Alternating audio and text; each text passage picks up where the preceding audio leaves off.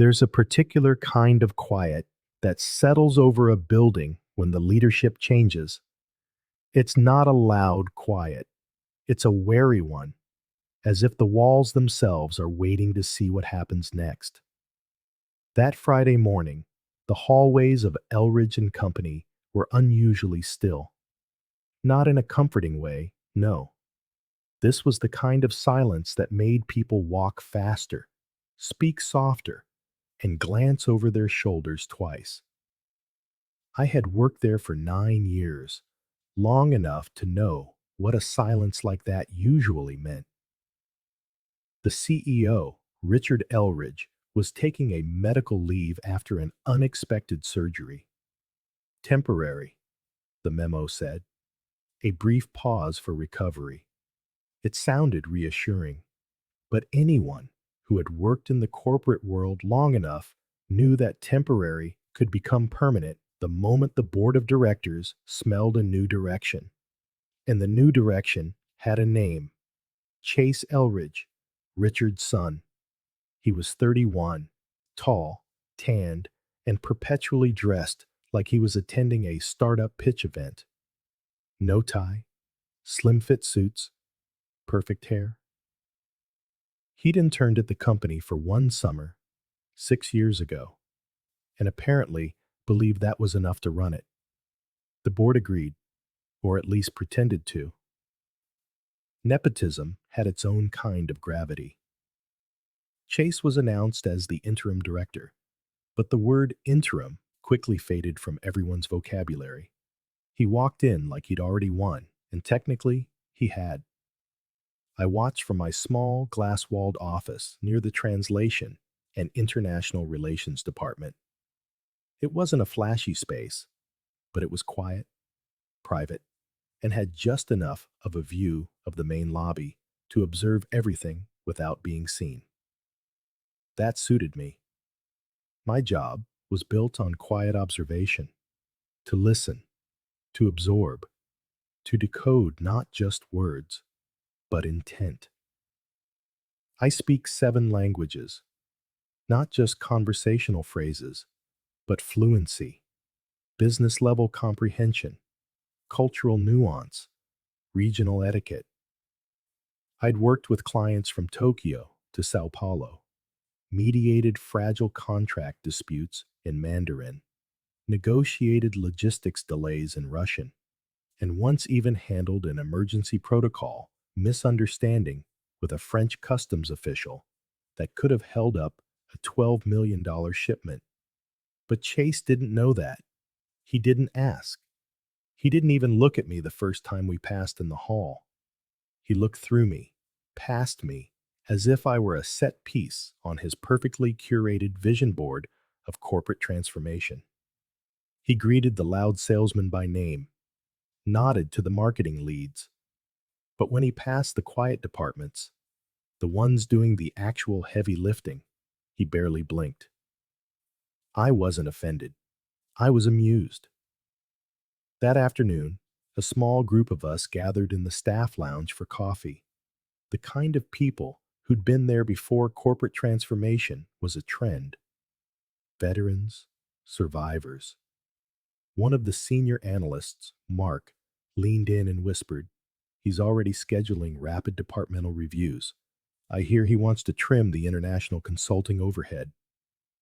I stirred my coffee slowly. Let me guess. He thinks Google Translate can handle our client briefings? Mark laughed, but it wasn't a warm sound. Probably. I said no more. There was no point arguing with decisions not yet made. I'd seen young executives come and go, all of them convinced they were the first to discover efficiency. But something felt different this time. Not because Chase was sharper, he wasn't, but because he was confident in ways only the profoundly unaware could be. Later that day, as I was finalizing a briefing packet in both Mandarin and Portuguese for a Monday client presentation, my inbox chimed. Subject line: Departmental Realignment Review Meeting from Chase's assistant. Time: 4:30 p.m. Odd hour, no agenda. I arrived 10 minutes early, just in case. Chase was already sitting at the long table, flipping through a file I recognized as the quarterly performance reviews. My review was on top, printed in black and white. Natalie, right? He managed, without looking up. Yes. Appreciate you coming in. We're simplifying things around here. Streamlining, he said. Streamlining, like it was a magic spell, as if it made inefficiency evaporate on command. Your department is a bit specialized, he went on, and expensive. We've decided to outsource language needs to an international firm in Singapore. It'll cut costs and consolidate operations. I watched him for a moment, studying the careless way he said it. No malice, just disposal, as if I were an outdated tool. Effective immediately? I asked calmly. He nodded. You'll be off payroll by Sunday. HR will send your severance details. We do, of course, appreciate your time here. I smiled, not bitterly, just quietly. Then I slid my laptop back across the table. Well, I said, standing up. Good luck with your meeting on Monday. He blinked in confusion. What meeting? You'll find out. And with that, I left the room. I didn't slam the door. I didn't cry. I didn't say another word. But as I walked down that hallway, I felt the change begin. Because some storms don't need thunder to announce themselves. They just need silence. By the time I reached the parking garage, the sun had begun to dip behind the skyline, casting long shadows across the pavement. I stood by my car for a moment, keys in hand, and just listened. The world above was humming with the same Friday rush. Cars honking, phones ringing, people hurrying to be anywhere else. But down here, it was quiet. The kind of quiet that follows after something you've built has been broken.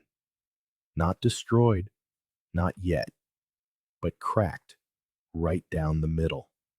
I sat in the driver's seat and opened my laptop one final time before surrendering it. On the screen was the meeting report I had prepared over the last 2 weeks. Mandarin, Portuguese, Arabic, detailed points of cultural protocol, travel preferences for visiting delegates, a list of nuanced honorifics to use when addressing the CEO from Beijing. All of it now meaningless in the eyes of a man who thought outsourcing was the same as understanding. I closed the laptop and exhaled slowly. Let him walk into that meeting blind. The weekend passed in a strange, suspended stillness. I didn't tell many people what had happened. A few texts came in from colleagues, the ones who'd heard the news, the ones too cautious to say anything. I understood. Offices like ours weren't safe places to show loyalty. Not anymore. I went on long walks, cleaned the apartment, reorganized a kitchen drawer that hadn't been touched in months.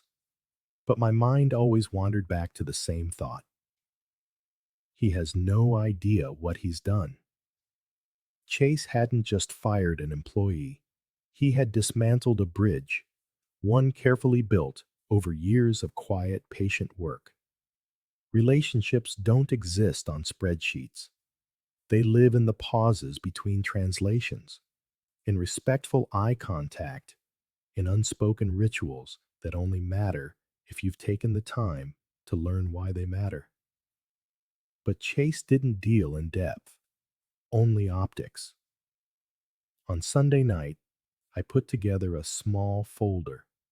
Not a retaliation plan, not yet, just documentation, notes, screenshots, copies of emails, a small, neatly labeled thumb drive tucked into a padded envelope.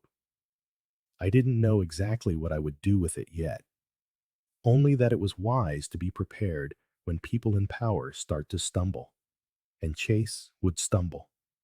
Of that, I was certain. Monday morning arrived gray and damp with the kind of rain that makes even the city seem unsure of itself. I dressed simply: slacks, a dark sweater, no makeup, no performance necessary. I wasn't going anywhere. At 9:35 a.m., my phone started to buzz. Unknown number. I let it ring.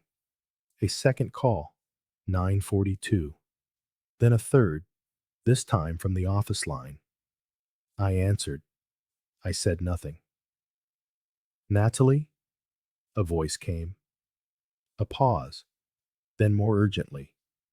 It's Carla, from Chase's team. Carla was one of the new hires. Young, polished, and now nervous. Good morning, I said, neutrally. There's a bit of a problem with this morning's meeting. The Gold Ridge group arrived half an hour ago, and they asked for you by name. My silence stretched just long enough for her to fill it with apologies. We didn't know they were expecting you. Mr. Elridge assumed the new language service provider. They don't want a provider, I cut in calmly. They want someone who understands the conversation they're trying to have. Carla was quiet. Then, almost a whisper. Would you consider coming in just to smooth things over? I let the question hang in the air for 5 full seconds. No, I said finally. I don't smooth things over anymore. And I hung up. From what I heard later, the meeting was a disaster before it even began. The vice president from Gold Ridge refused to proceed until I was present. When he was told I'd been let go, he simply stood up and left. No raised voice, no dramatic exit, just a quiet bow and a sentence Chase didn't understand. When you remove the person who carries the relationship, you remove the relationship itself. No one in the room could explain what that meant, but the moment the delegation walked out, they understood exactly what they'd lost. By lunchtime, the office was buzzing with whispers. Someone had seen Chase slam a door. Someone else said the CFO looked like he'd seen a ghost. Carla sent one final message to my personal inbox. One line. I think you should know the CEO is back from his medical leave. I read it twice. Then I smiled. Because if there was one person who understood exactly what I did at Elridge Company, it was Richard Elridge. And something told me that Monday afternoon was going to be a very long one for his son. By the time Chase realized the full extent of the fallout, it was already too late. I heard from a former colleague, Mark, the one who always knew more than he let on. He called that evening, his voice hushed and urgent like he was telling me state secrets. They're in a panic, he said. After Gold Ridge left, the CFO demanded an immediate debrief. Chase tried to bluster his way through it, said it was a cultural misunderstanding, that they were too rigid. I leaned back in my chair, watching steam curl from my tea. And Richard? There was a pause on the line. Then Mark whispered. He walked in, right in the middle of the meeting. I could picture it clearly. Richard Elridge, graying at the temples, face thinner than before, but eyes as sharp as ever. He wasn't a loud man. He never needed to be. His power came from the way people leaned in when he spoke, because he didn't waste words. He just stood there for a bit, Mark continued, didn't say anything. Then he asked one question. Where's Natalie? I didn't reply. I didn't need to. Mark went on. Chase tried to explain something about modernization, cost cutting, third-party solutions. Richard listened. Then he turned to the CFO and asked for the Gold Ridge file. After that, he just walked out of the room. He left? Yup. No explosion, no big speech, but his face. Chase looked like he'd been punched in the stomach. I could almost hear the smile behind his voice. Why are you telling me all this? I asked quietly. Because you should know. The building is shifting, Natalie, and everyone's starting to realize who was holding it together. After the call, I sat still for a long time, not in satisfaction, but in thought. I hadn't orchestrated any of this. I hadn't needed to. Chase had lit the match himself. All I had done was fail to stop the fire from spreading. The next morning, a sleek black car pulled up in front of my apartment building. I watched from my second-floor window as a driver got out, checked his phone, and glanced up at my unit. I didn't move. I already knew what the message would say. A few minutes later, my phone buzzed.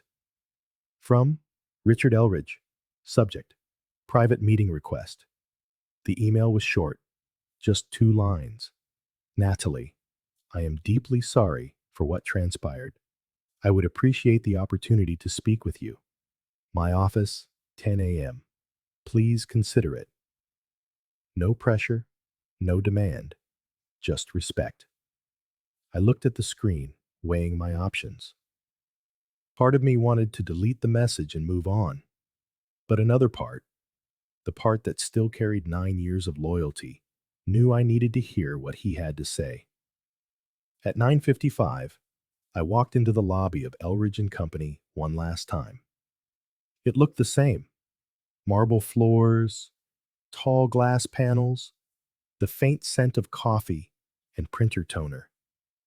But something was off. People weren't smiling. Conversations were clipped. A receptionist who once greeted me by name now looked up with wide eyes, unsure if I was a friend or a ghost. The elevator ride was silent. When I stepped into Richard's office, he was already standing. He looked tired, but not weak. A man who had looked into the unraveling of his company and returned before it collapsed. Natalie, he said quietly, thank you for coming.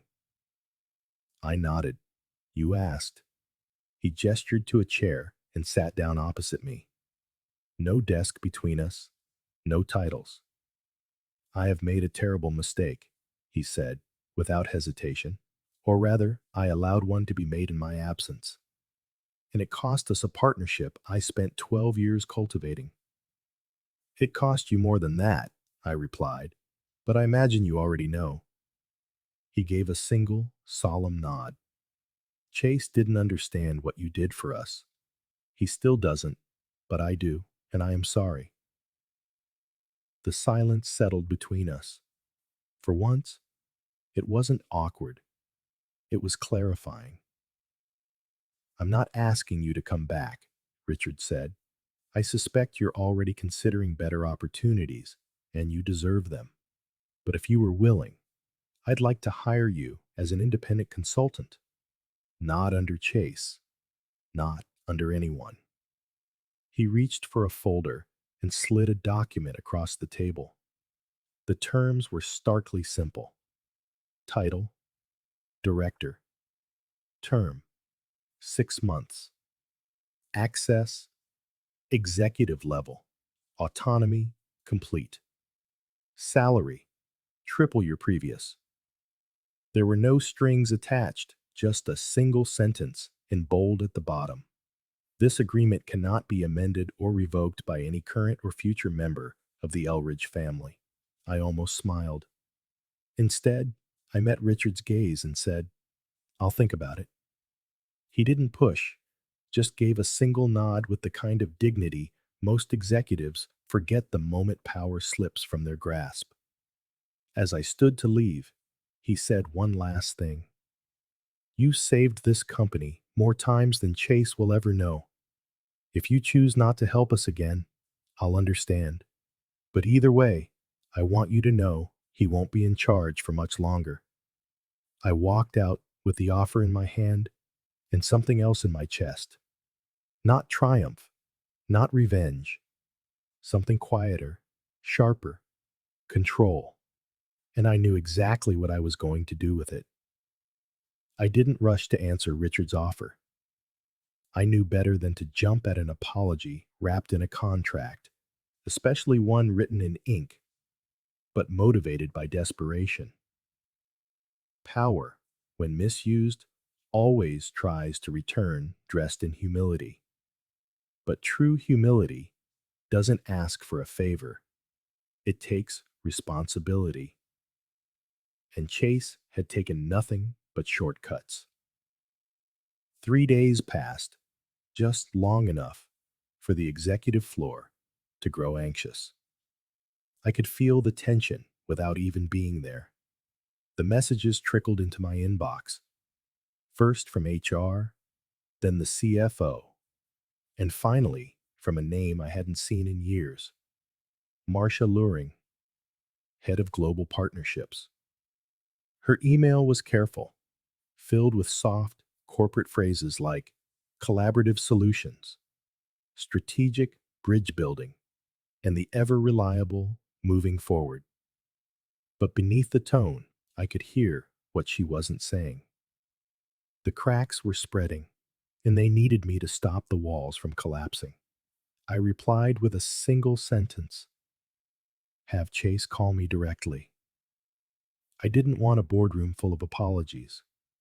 I wanted to see if the boy who fired me could swallow his pride, and he did. 2 hours later, my phone rang. His name lit up the screen like a headline waiting to fail. I let it ring once, then twice. Then I answered. "Hello, Natalie," he said. The words rushed and rehearsed. "I just wanted to reach out personally to see if we could clear the air and discuss next steps." I didn't answer. Silence has a gravity some men can't survive. He cleared his throat and continued. "Obviously, there were misunderstandings before. I think we both want what's best for the company, and I believe we would benefit from your insights as we move forward with our international partners." We? I laced the word with just enough ice to make him pause. "Of course, your terms would be respected," he added hastily. "Full consulting authority, remote flexibility, whatever it takes."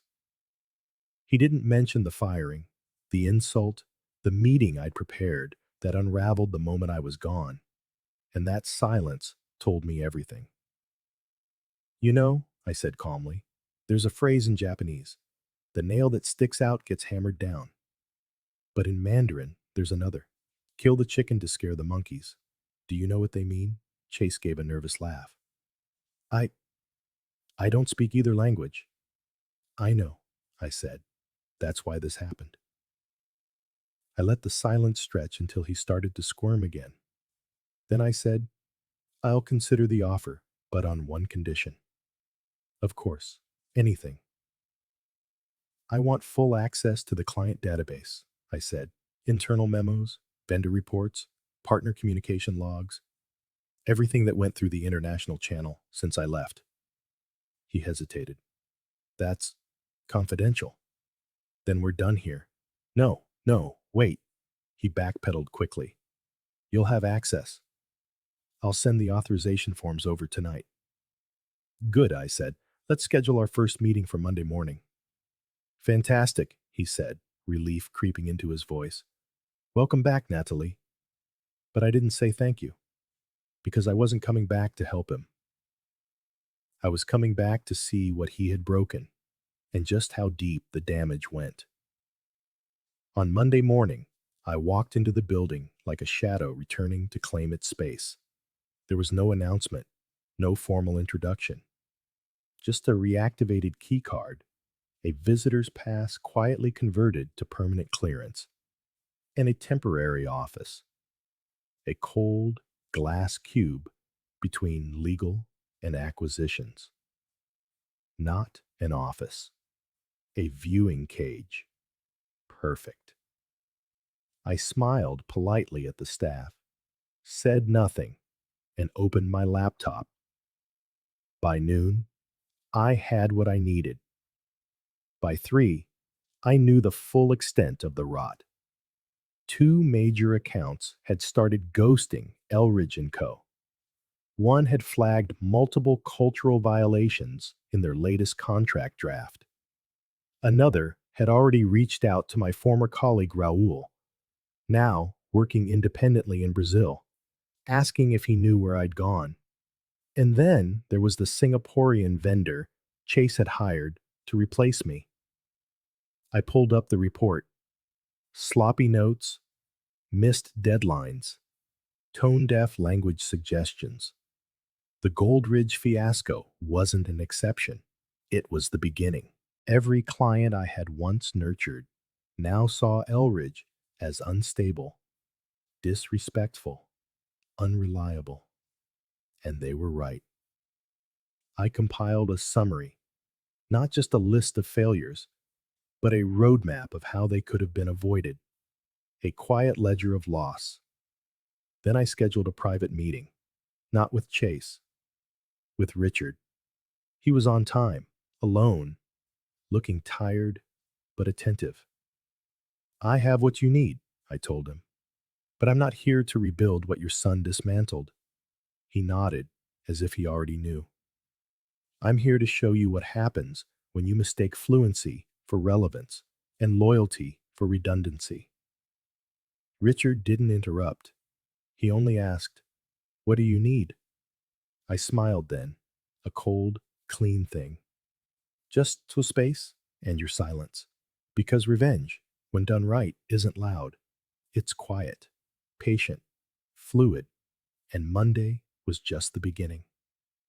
The trick to dismantling a structure isn't to kick down the walls. It's to find the load-bearing beams, the ones nobody notices, and remove them slowly, carefully.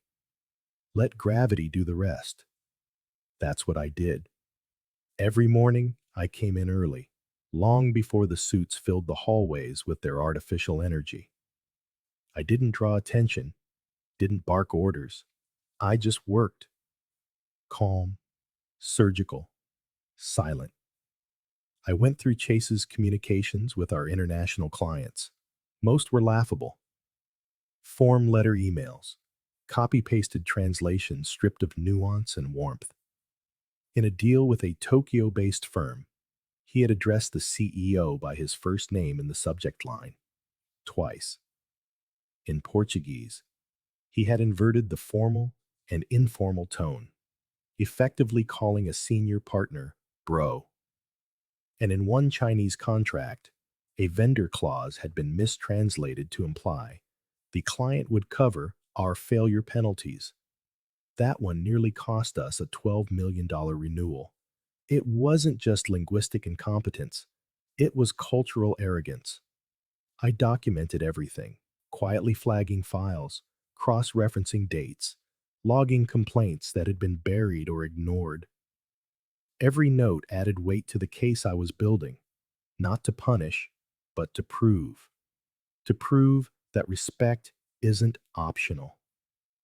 And Chase paraded through the building with performative energy. Rushed meetings, loud hallway conversations, LinkedIn posts about modern leadership in a global era. I ran into him once in the break room. He gave me a tight, toothless smile. "How are things going?" he asked, like a man trying to make peace with a loaded gun. I smiled gently, fluid. He didn't get the joke. That afternoon, I called Mr. Kenji, the CEO of the Japanese firm we were about to lose. We hadn't spoken in nearly a year, not since Richard's final trip before his health declined. Kenji answered on the first ring. "Natali-san," he said, warmth evident even through the static connection. "You have returned." "Briefly," I replied, as a consultant, but I wanted to reach out before any decisions were made. He was quiet for a moment. Your company has forgotten our culture, our expectations. I'm aware. And now they remember only because they are afraid. I didn't defend us. I offered no empty apologies. Instead, I said the only thing that mattered. You were right to be offended. That silence earned another. A respectful quiet is more valuable than any PR campaign. Kenji sighed. We will delay our decision for 1 week, but we expect more than words. You will have them, I said. After the call, I didn't brief Chase. I didn't need to. He hadn't even noticed Kenji had stopped responding. Instead, I began to restore what had been broken. I personally rewrote the contract in Japanese, complete with proper honorifics, localized phrasing, and embedded notes on etiquette. I attached it to a handwritten letter, a real letter, sealed on the company's original gold-embossed letterhead, a gesture that meant something. And while I did that, the cracks inside Elridge Co. widened. The Brazilian firm canceled an upcoming site visit. The Indian tech partner pulled funding for a joint research proposal. And one of our senior regional consultants resigned, citing irreconcilable leadership. The board began to whisper. By Thursday, Chase looked like a man walking on cracking ice. He paced more, fumbled in presentations, called meetings that went nowhere. He tried to blame the delay with Kenji's firm on a communication lag. The CFO didn't buy it. Neither did Marcia. And then came the internal memo, marked confidential, but forwarded anyway. First to me, then to half the building. Subject line, board discussion interim director performance. That night, I stayed late in the office, sipping cold green tea from a chipped mug I'd kept in my drawer since year 3. Chase's voice echoed faintly from the conference room, fast, defensive, alone. At 9:18 p.m., I received a short text from Richard. Final meeting tomorrow, 8:30 a.m. My office. No other details. I leaned back, letting the stillness settle around me. This wasn't about revenge anymore. It never really had been. It was about truth, about competence, about the cost of underestimating the people who keep the machine running. Not loudly, but smoothly, patiently, with a care that can't be replicated in an app or outsourced to a stranger halfway around the world. I closed my laptop, rose slowly, and walked through the empty office, past the glass walls, the flickering screens, the echo of short-sighted ambition. I thought of the first time I had walked into this building, young, focused, hopeful. Tomorrow, I would walk in again, not as the quiet one they forgot to ask, but as the one they would have to answer to. The next morning, I arrived at Elridge Company 15 minutes early, not out of nerves, not to prepare. I simply wanted a moment to stand still. The lobby was hushed, the kind of quiet that follows when people are holding their breath. Eyes followed me as I crossed the marble floor. Some curious, some wary, some relieved. No one spoke. No one had to. The air said enough. I took the elevator to the top floor and stepped out into the silence. Richard's assistant gave me a respectful nod and gestured toward the glass doors. Inside, the conference room was half full. Richard sat at the head of the table, flanked by 2 board members I recognized from shareholder meetings. Marcia was there. So was the CFO. And at the far end of the room, In a chair slightly too large for his posture sat Chase.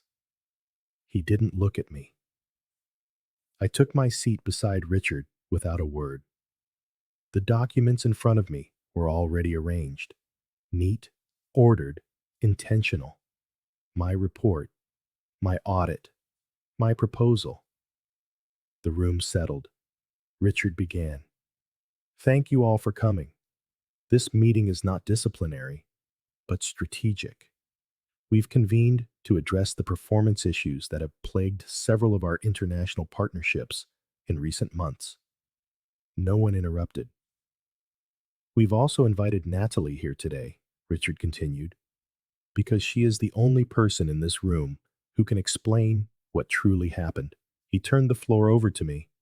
I didn't speak right away. I opened my folder and slid the first document across the table.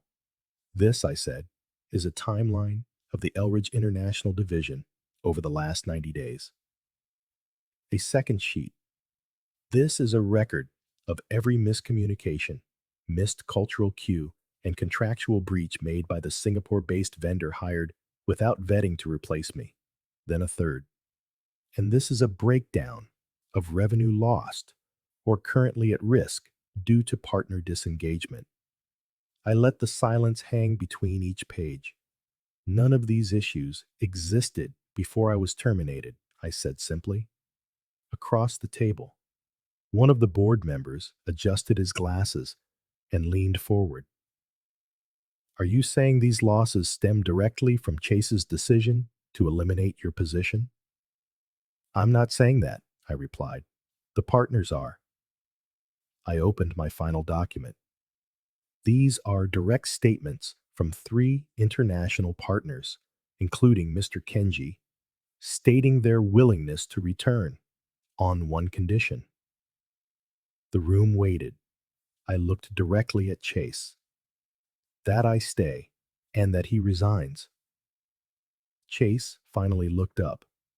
His face had the stiffness of someone trying to contain an emotion, but not knowing which one. He opened his mouth, but Richard raised a hand. No more spin, Chase, he said, his voice quiet but final. It's over. We've seen the numbers. I've heard the silence. But Chase began, then trailed off. There was nothing left to say. Richard addressed the board. Effective immediately, I am reinstating myself as active CEO. Chase will be taking an indefinite leave from operations, and the interim leadership board will reevaluate the structure of the Global Partnerships Department. The vote was unanimous. I said nothing. I didn't gloat. I didn't even look at Chase again. I simply gathered my papers. As I stood, Richard spoke. Natalie, if you're willing to stay, I'd like you to lead the rebuild of our international strategy team. I paused, then smiled. Not a wide smile, not a sharp one, just a complete one. I'll need a new office, I said. Richard smiled back. Take your pick. As I walked into the hall, I passed Chase. He didn't speak, but I did, silently. You fired me because you didn't understand what I did. You brought me back hoping I'd save what you broke. But I didn't come back for you, Chase. He blinked, still not meeting my eyes. I came back so you could see the difference between having power and deserving it. And I kept walking.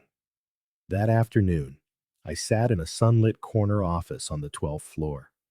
The desk was empty, clean, a fresh start. I opened my laptop, sipped a cup of jasmine tea, and wrote my first email of the day. To Kenji. Subject: Rebuilding with respect. As I hit send, I thought about everything that had happened.